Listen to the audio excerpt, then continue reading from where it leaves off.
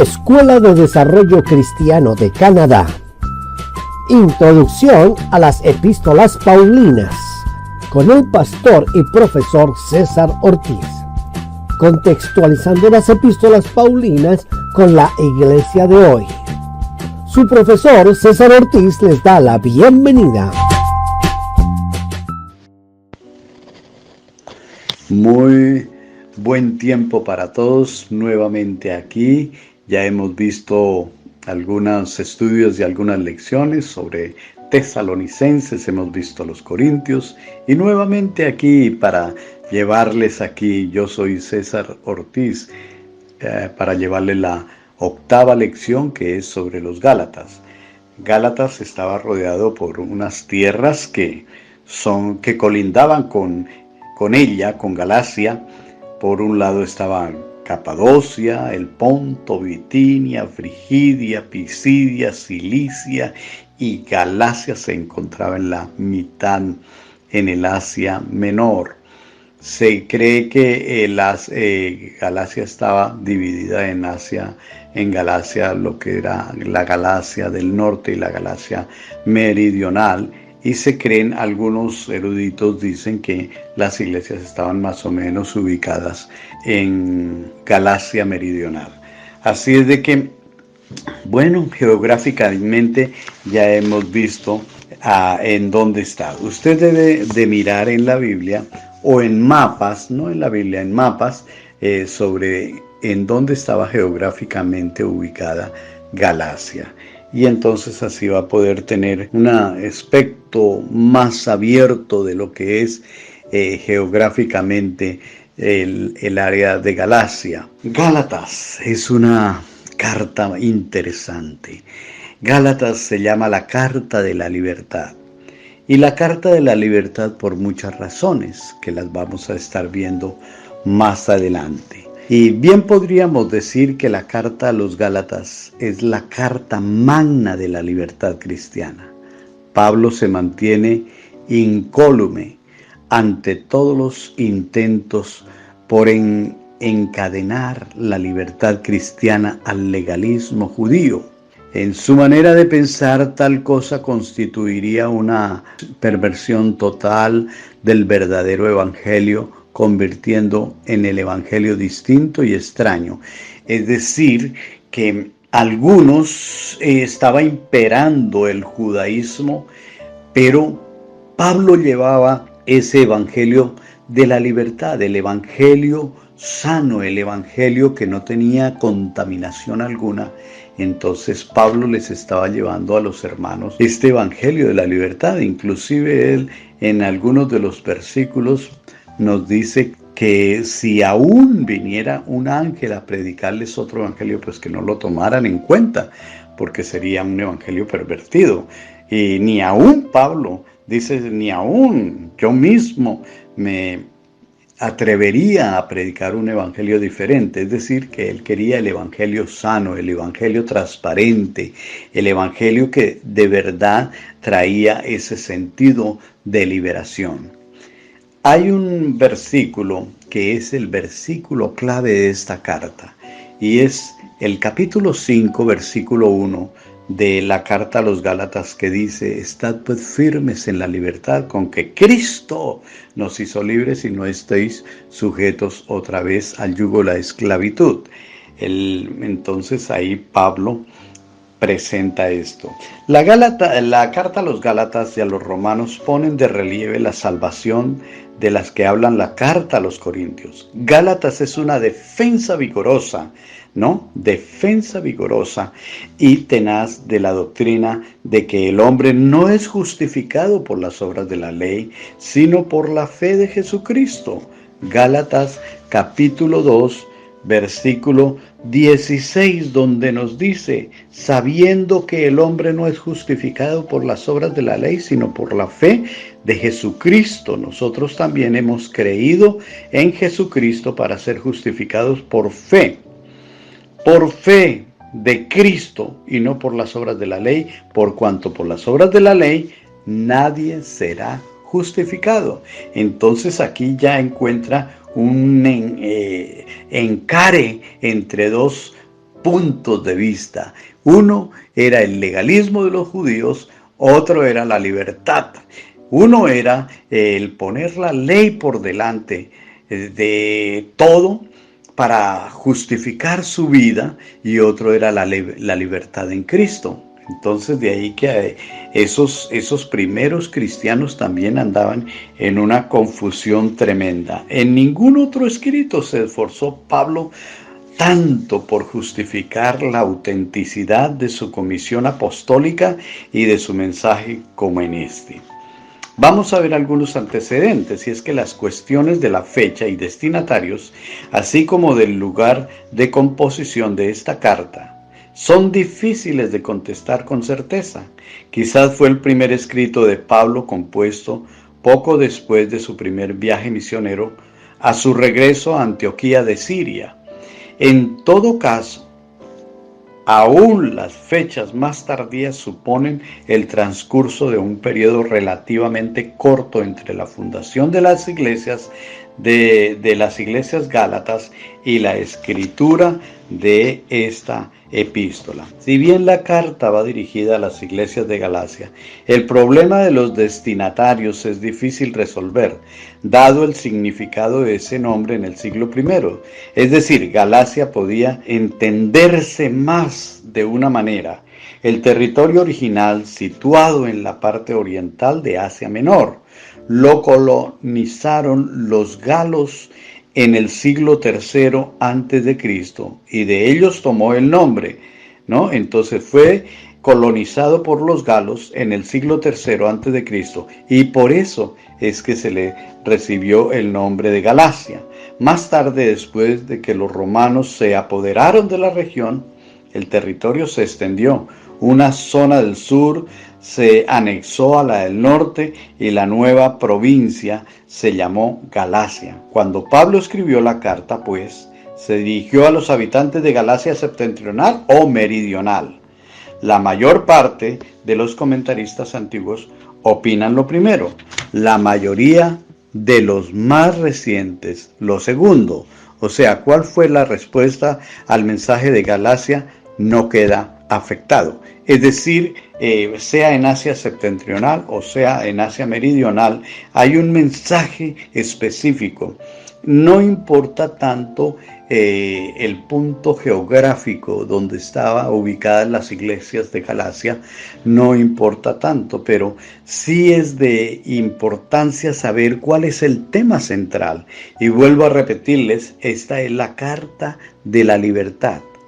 Entonces, podíamos decir acerca de la fecha, en cuanto a la fecha, ni en la carta ni en el libro de los Hechos hay dato alguno que precise si la epístola a los Gálatas fue escrita antes o poco después del Concilio de Jerusalén en el año 49 después de Cristo, o unos años más tarde, más o menos en la misma época en que Pablo escribió a Corinto y a Roma. O sea, más o menos entre el 55 al 57 después de Cristo. En todo caso, siempre los escritores ponen un periodo tentativo del escrito de la carta a los Gálatas, que fue más o menos, oscila entre los años 49 al 57. Está oscilando la fecha de escritura, pero no hay un año exacto. ¿Qué más podemos decir? Al examinar la estructura del libro, veamos la estructura del libro, uno puede ver pasos lógicos en la argumentación de Pablo. Una vez que ha enmarcado lo que va a decir, está en capítulo 1, versículo 1 al 10, de inmediato pasa a defender su posición, que es la justificación delante de Dios. Es por fe y no por obras. Y que Cristo nos ha liberado de la esclavitud de la ley. Entonces, la ley hace mucho énfasis en las obras, esa justificación por obras, esa justificación por religiosidad, esa justificación por legalismo, esa justificación por tradición.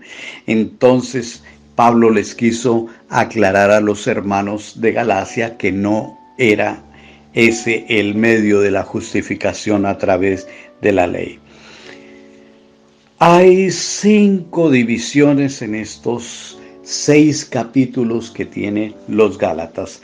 En la primera división podemos ver una introducción. Esta introducción está en el capítulo 1, del verso 1 al 10. La segunda es la alegación autobiográfica, una revelación del Evangelio, capítulo 1 al 2:21. La revelación directa del Evangelio, capítulo 1 del 11 al 24. La confirmación apostólica del Evangelio, capítulo 2, versículo 1 al 10. La aplicación personal del Evangelio, capítulo 2, versículo 11 al 21. En tercer lugar tenemos la alegación doctrinal, profecía del Evangelio. Entonces esto tiene otras subdivisiones y en estas subdivisiones vamos a ver el llamamiento personal, capítulo 3, versículo 1 al 5, experiencia de Abraham, capítulo 3, versículos 6 al 14, la promesa y la ley, capítulo 3, versículo 15 al 22, la naturaleza de la filiación, capítulo 3, versículo 23 al 4:7, el peligro de la defección está en el capítulo 4, versículo 8 al 20, y la lección en forma alegórica, capítulo 4, versículo 21 al 31. Como cuarta división de la carta, entonces vemos la consecuencia práctica, aplicación del Evangelio, capítulo 5, 1 al 6:10. Y la conclusión que está en el 6, del 11 al 18. El propósito y contenido de la carta. Uno puede evitar observar que no hay introducción familiar y amistosa en esta carta como en las demás de Pablo. Dice lo que va a tratar de inmediato, comienza con los detalles de su argumentación. Es decir, de una vez, como decimos nosotros coloquialmente, decimos vayamos al grano. Entonces, Pablo lo que se propuso fue a predicar esa liberación o esa libertad mediante el Evangelio de nuestro Señor Jesucristo, por fe, y no por obras de la ley, como lo pretendían practicar y ponerlo como doctrina.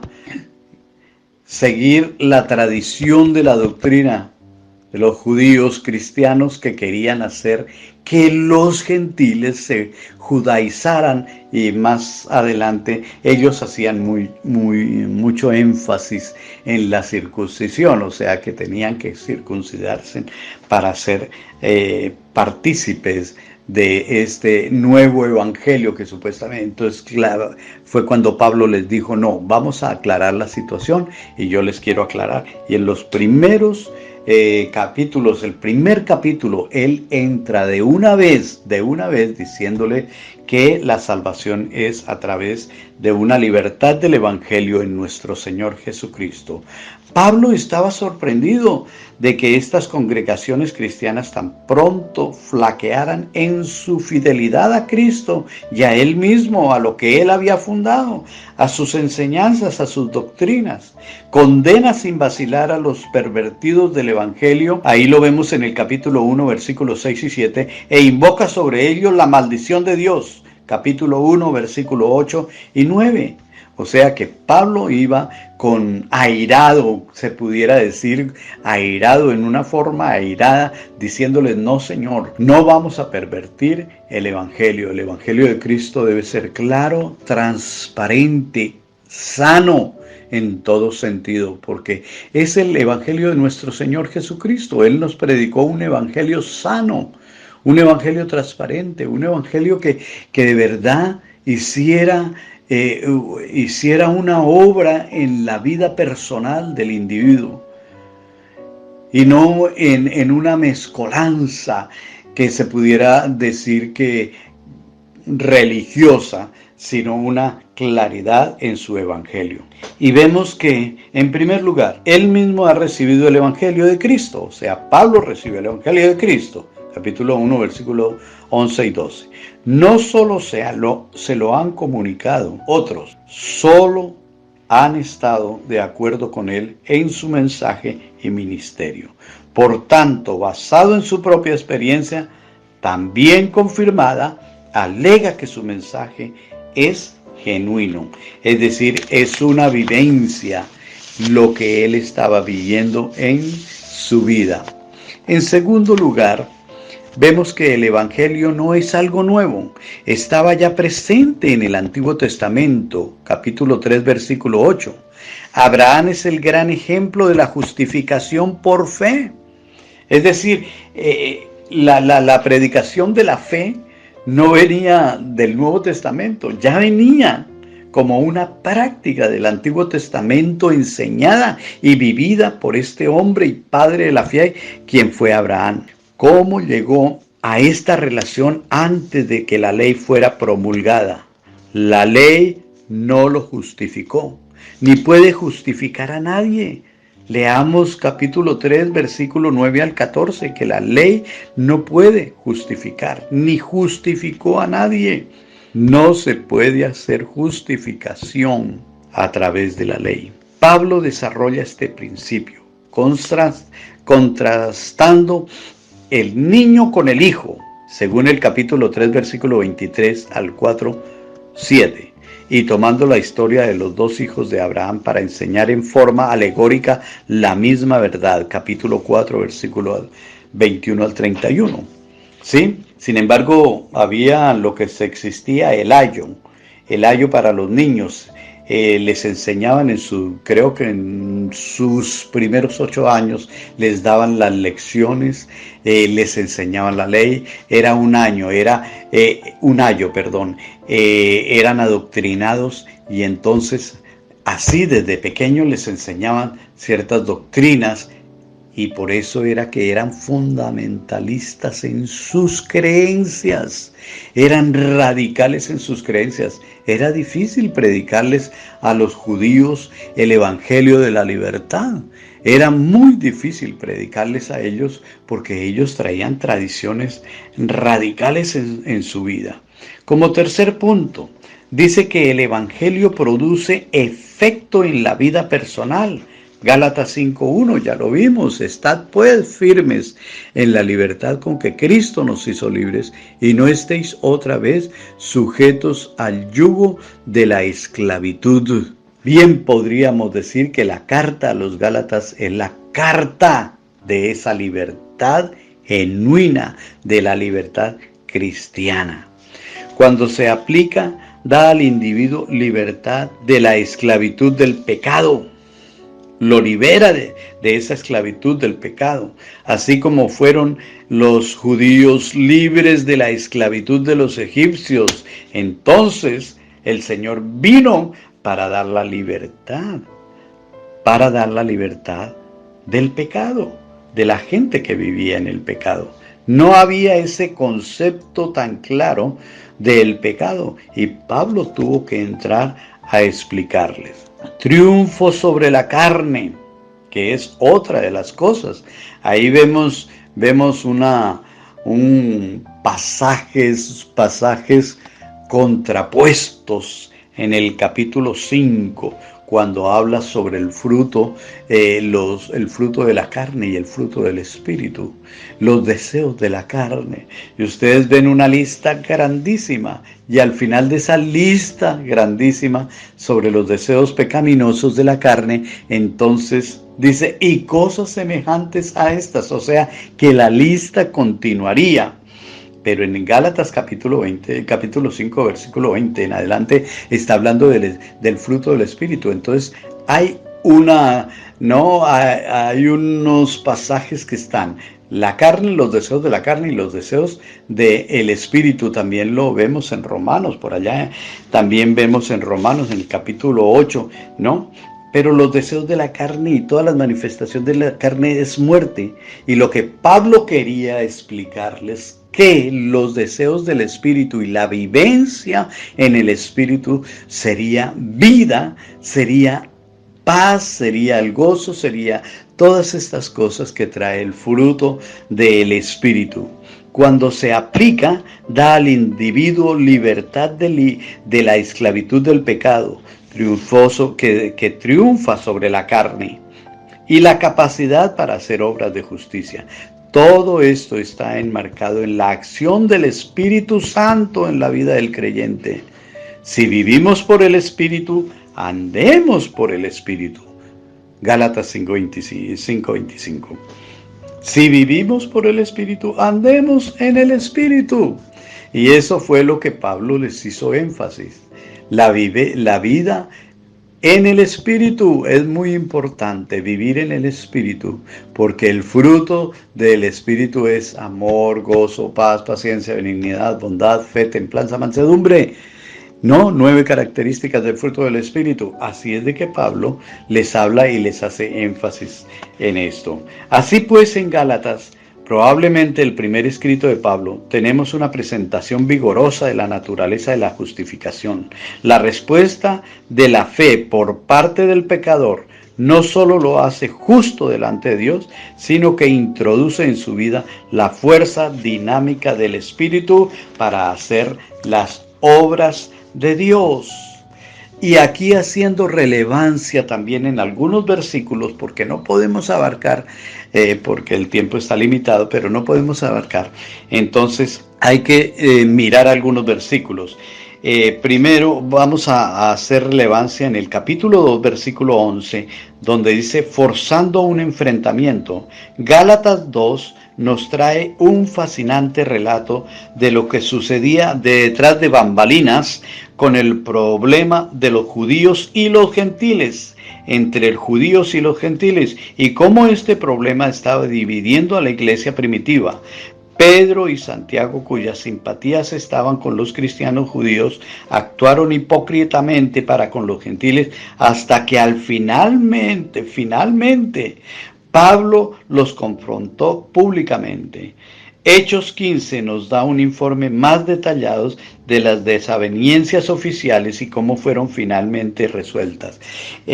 Haciendo un poquito de comentario acerca de esto, hoy en día también tenemos esa problemática, quizás no en ese asunto doctrinal, sino en ese asunto de identidad con el mundo. A veces decimos, no, tenemos que identificarnos con el mundo para poderlos traer a Cristo. Y yo creo que así las iglesias se han estado generando, se ha estado degenerando, o lo digo con mucho respeto, el evangelio del Señor, porque hoy en día se identifica mucho la iglesia con los del mundo como un gancho para traer a las personas al evangelio de la salvación, y no nos damos cuenta que el que hace esta obra es el Espíritu Santo. En el capítulo 3, versículo 17, la brecha de 430 años. En el capítulo 3, Pablo usa argumentos muy inteligentes para poner toda la ley del Antiguo Testamento en una nueva perspectiva. La ley nunca fue dada para hacer posible el acceso a Dios, dice él en el capítulo 3, versículo 11 y el versículo 21. Lo cierto es que la ley fue dada para llevarnos a Cristo, al convencernos de la imposibilidad de lograr la aceptación de Dios por nuestros propios medios. Para probar su argumento, Pablo menciona una brecha de 430 años entre Abraham y Moisés. Dios le dio sus promesas a Abraham, que vivió mucho antes que Moisés recibiera la ley. Por consiguiente, Abraham no podía haber dependido de la ley. La promesa de Dios encontró su cumplimiento final en Jesús, a quien Pablo llama simiente de Abraham. Así es de que todo lo del Antiguo Testamento es la sombra de lo que iría a suceder más adelante con el nuevo pacto.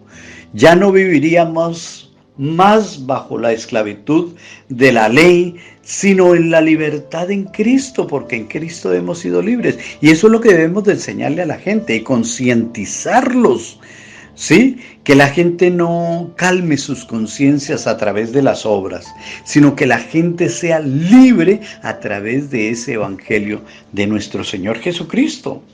Otro de relevancia lo vemos en el capítulo 4, versículo 15, la angustia de Pablo. La carta de Pablo oscila entre el razonamiento abstracto y los ruegos profundamente emotivos. Tal como lo demuestra este párrafo, Pablo había disfrutado en el pasado de una comunión estrecha con la gente de Galacia. Ahora siente angustia y rechazo personal, puesto que parece que ellos le están dando la espalda a la fe que él les había enseñado con tanto amor. Él tiene dolores de parto, dice, y espera ansiosamente que ellos dejen atrás sus falsas ideas, según el versículo 9, y nos damos cuenta, hermanos, de que les dice: oiga, hermanos, oh Gálatas insensatos, ¿cómo es que empezaste por el Espíritu y ahora están terminando en las obras de la carne? O sea que había un degeneramiento doctrinal, un degeneramiento de práctica individual, y estaban cayendo otra vez en las obras de la carne. No es posible que empecemos por el Espíritu y terminemos en las obras de la carne. Así es de que Pablo estaba celoso, airado, estaba indispuesto. Yo puedo como notar una frustración total. En alguna oportunidad yo pude ver un hermano que regresó a su vida, un pastor cristiano, exhortaba muy bien a la gente, diciéndoles y hablándoles sobre la libertad en Cristo. Y un día lo vi con un crucifijo y diciéndome ciertos ritos católicos que me dio pesar, me dio lástima, me dio un poquito de ira.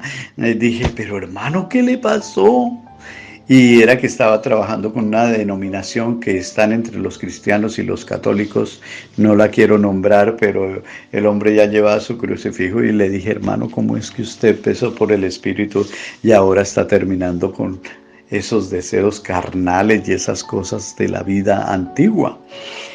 Entonces, hermanos, hagamos énfasis en una libertad genuina en el Evangelio de Cristo. Y por último, quiero decirles, hacer énfasis en el capítulo 6, versículo 2, mezclando la dulzura con rigor. Gálatas tiene posiblemente el lenguaje más duro que Pablo haya usado, ya que él advertía un peligro que podía destruir la fe de la iglesia. Pero este libro también trae algunas de las palabras más conocidas y consoladoras del apóstol. El capítulo 6 describe un espíritu de tolerancia y perdón hacia los que caen. También ofrece aliento para aquellos que se cansan de hacer el bien, porque parecería que la justicia fracasara. Recuerden ese versículo en el capítulo 6, versículo 1, donde dice: hermanos, si alguno fue sorprendido en alguna falta, vosotros que sois espirituales, restaurarle con espíritu de mansedumbre, considerándote a ti mismo, no sea que tú también seas tentado. Así es de que es muy importante también este trabajo. Uno, enseñarles a los hermanos que debemos de vivir en la libertad con que Cristo nos hizo libres. Otro, dejar los deseos de la carne y las obras de la ley en el pasado. Y otro, restituir, sí, a aquellos hermanos que han flaqueado, traerlos a la reconciliación, porque ese es un ministerio, el ministerio de la reconciliación. Entonces, hermanos, traerlos. Si alguien pecó, si alguien causó cierta dificultad en su vida, si por algún momento fracasó su vida y cometió un pecado y un error, vosotros que sois espirituales, restauradle con espíritu de mansedumbre, considerándote a ti mismo. Pablo dice, mirad cuán grandes letras os escribo de mi propia mano. Todos los que quieren agradar en la carne, estos obligan a que os circuncidéis, solamente para no padecer persecución a causa de la cruz de Cristo. Entonces, no, ya no necesitamos ya no necesitamos la circuncisión de la carne, sino esa circuncisión del corazón en libertad. Cortad el prepucio de vuestro corazón pecaminoso. Entonces, son enseñanzas bonitas. Amplíen sus estudios con más material a los Gálatas. Hay mucho por decir en la carta de los Gálatas, pero no nos podemos meter ahí porque abarca mucho tiempo.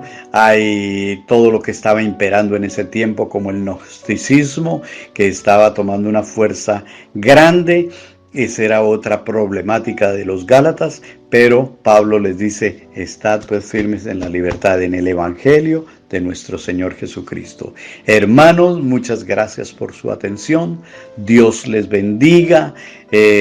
Perdonen los errores que a veces uno comete porque está mirando ciertas cosas para compartirles, porque yo quisiera compartirles muchas cosas que tengo aquí escritas y quisiera compartirles todo esto, pero el tiempo no nos da. Que Dios les bendiga. Un abrazo para todos en el nombre de nuestro Señor Jesucristo. Dios los bendiga.